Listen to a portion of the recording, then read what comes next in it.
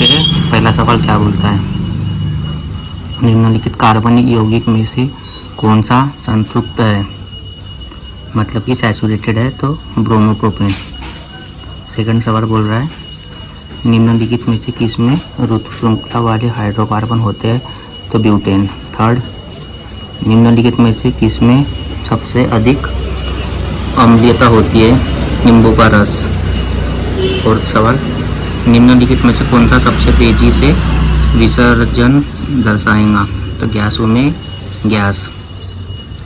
विद्युत ऊर्जा शक्ति और समय के बीच क्या संबंध होता है, ऊर्जा इक्वल्स टू शक्ति गुना समय, ना कि ऊर्जा समय माइनस शक्ति। ओके। उसके बाद बंदूक चलाई जाती है तो गोली आगे की ओर बढ़ती है, बंदूक की प्रतिक्षेप प्रतिक्रिया के रूप में पीछे की ओर कार्य करती है। निम्नलिखित में से किस विधि में जंग लगने से बचाने के लिए गैल्वेनाइकरण। सामान्य की स्पोषी स्तर पर जीवों की संख्या सबसे कम होगी, तृतीय उपभोक्ता। निम्नलिखित में से कौन सा मानव रोग यौन क्रिया के दौरान संचारित हो सकता है, तो पारजित प्रतिरक्षा न्यूनता। ठीक है। निम्नलिखित में से कौन सा पादप पर्ण के कोरों पर मुकुलन द्वारा अलैंगिक रूप से निम्नलिखित में से कौन सा पादप पर्ण के कोरों पर मुकुलन द्वारा अलैंगिक रूप से पुनरुत्पादन करेगा, ब्रायोफिलम।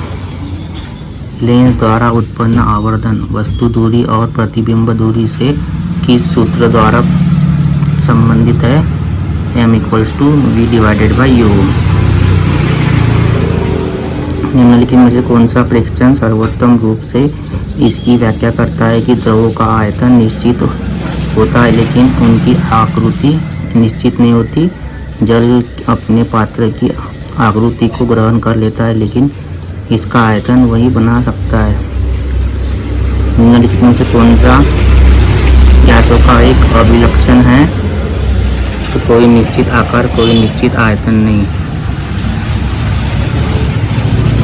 निम्नलिखित में से कौन सा कोशिका अंग में एक टीपी जनरेटिंग रासायनिक अभिक्रिया हेतु पर्याप्त पृष्ठीय क्षेत्रफल होता है, सूत्रकणिका।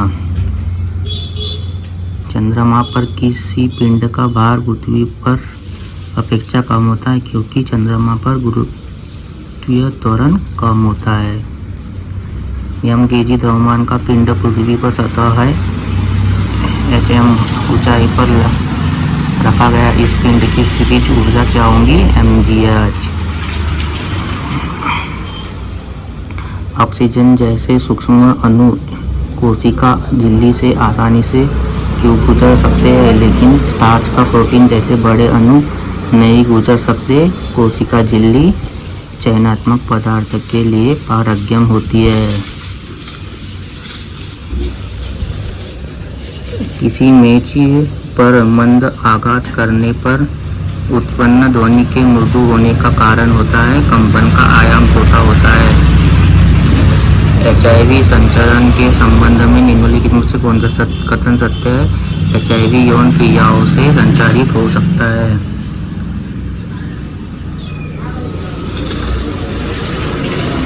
एकल फसल खेती की तुलना में अंतराश्रय किस प्रकार लाभदायक है, तो पोषक तत्वों का कुशलपूर्वक उपयोग।